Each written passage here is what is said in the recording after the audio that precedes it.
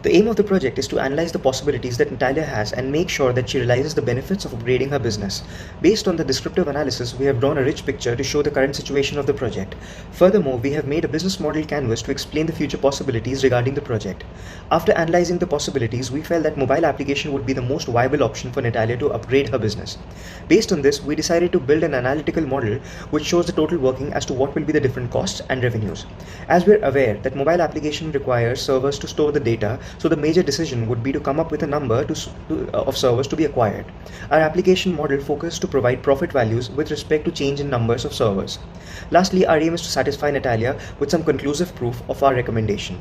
Since the service is started by a dog lover who understands the need of the dog lover, till now the dog pool service is managed by Natalia, who is extremely passionate about dogs. She has managed to make a mark for herself on Facebook, where she has made a group so that people could connect to dog pool. Since it's one of a kind, she has managed to create a good customer base because of the first mover's advantage. Till now, 5,000 people have been associated with her since 2014. As of now, she has no direct competitors, but people might start providing such services since it's such an innovative idea. Natalia also has an offer of sponsorship from various dog food brands, but she's a little skeptical about it. Since the Facebook platform might change the policies and may even shut down her group, Natalia wishes to explore the options. Giles and Chris are currently guiding Natalia regarding the upgrading her business. They feel that she should also have a mobile-based IT application so that she is able to reach a larger audience. When we are presented with a cluster of data regarding the problem situation and the details about the organization, it can often get difficult to jot down everything in a manner which can be easily interpreted by anyone working on the team. This is where a rich picture comes in handy. It has been proven over the years that our eidetic memory has great potential to help us retain certain information and process it when presented in a creative visual format. So, we have listed out all the issues in Dogpool and created a rich picture to help us proceed with further analytics. Currently, Natalia, the managing director of Dogpool, is completely reliant on a Facebook group to run her company. Chris and Giles are her key partners as well as her consultants who are helping her out by suggesting a new business model. Natalia is very passionate about helping the dogs. Although she understands her reliance on Facebook is restricting her full potential, she is still hesitant to accept the app development plan for Dogpool as she wants this to be about helping the dogs and not about the money. She is not fluent with technology and thus unaware of the future possibilities through this expansion. The biggest threat for Dogpool are other similar dog service providers who might have an edge with more advanced technology. Few free dog providers also possess a similar threat. The main problem with reliance on Facebook is that the customers create informal contacts and leave the group after one use. Therefore, Natalia needs a new business model with an app development strategy, new plans to attract sponsors, and eventually come up with a solid cost structure for the company. Another issue is that there is no structured way of determining if regulatory policies are being checked or not within the industry. We believe that all these problems can be solved by the business model proposal we have suggested ahead. Natalia is the MD of a dog pool, most important stakeholder, and hence is the priority in the new business model. Chris and Giles, on the other hand, are not only the key partners but also her consultants, which puts them in a position with high power and interest. They influence the decisions of the company but still possess lesser power relative to Natalia. Lastly, the dog poolers have high power in the model as they can opt to choose dog pool or other service providers, so it is essential to keep them satisfied.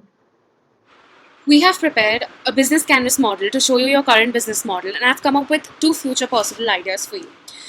Business model canvas for the present. In this, you can currently see that you have Chris and Giles as your partners.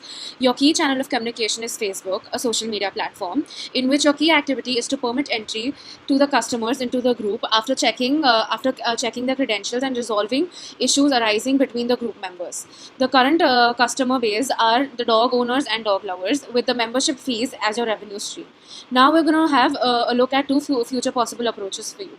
First is a profit-based business model canvas, and the second one is a non-profit-based business model canvas. For the first one, for the profit-based model, we would recommend you to have an investor on board as a partner and take up more of sponsorship offers to increase your cash flow into the company.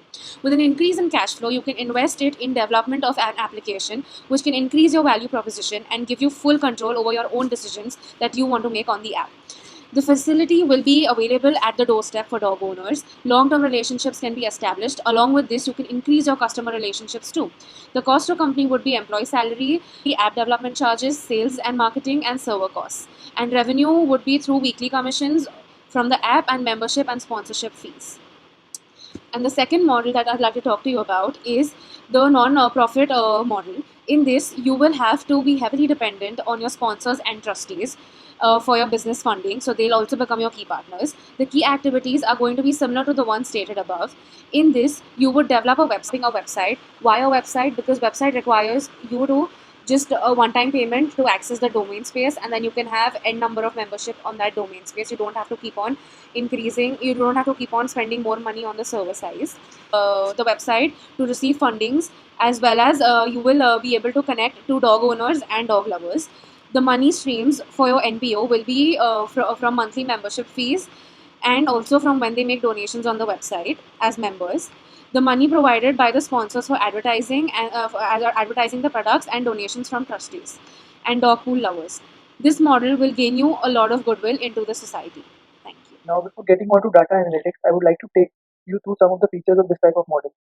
Firstly, people are used to spreadsheets, so they can infer data very easily from this type of model.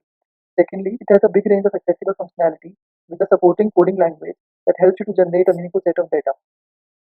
The Excel model we created majorly focuses on assessing the impact of number of servers acquired on the total profit, revenue, as well as the total cost.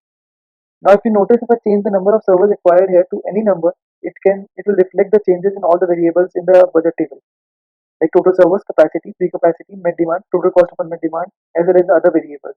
And it shows that all the other variables are interdependent. And I can better explain you through this dependency diagram.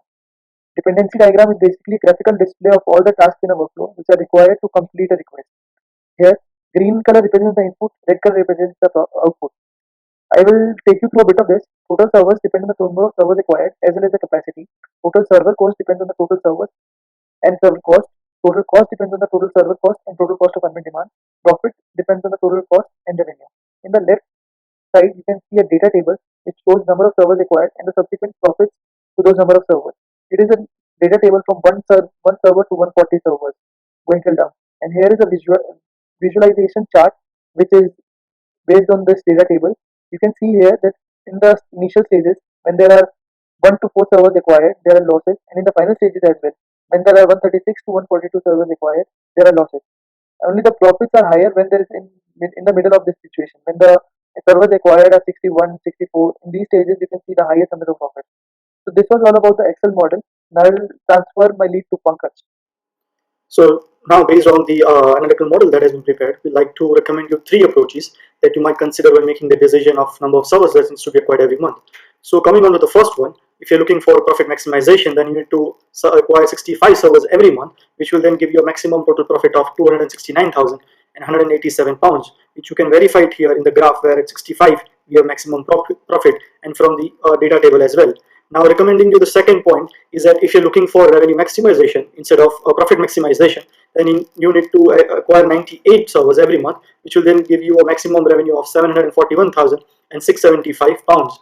Now, moreover, at 98, it is the least number of servers which is required to meet all the new user demand that you can see in this table, where all new user demand has been met 100%, leaving no unmet demand, and hence it will prevent from any negative word of mouth. Lastly, if you're looking for minimizing your total cost but at a positive profit, then you need to acquire 5 servers every month, which you can see here that your total cost has been minimized but at a total positive profit. Now, as we can see that demand uncertainties should be considered with business making key important choices. So we have here a simulation model wherein demand uncertainty has been considered. So now, taking an example of recommended value of 98, when we run the simulation, you can see that considering the demand uncertainty, the new user demand changes, and other key important performance factors like total profit, total cost also changes along with it. And hence, using these, you can assess the overall impact of uncertain market condition, which will then help you to make a decision of how many number of servers that you need to acquire every month. Now, apart from recommending 3 approaches based on Excel analytical model, we feel that it's advisable for a new company like Dogpool in their first year to look into company's profit maximization, and then basis this in coming years, you can look into expanding your business by creating types with dog or animal shelter, and broadening your customer base by including all kind of pet sharing pool, or making the company an NPO by having a good amount of funding of your own.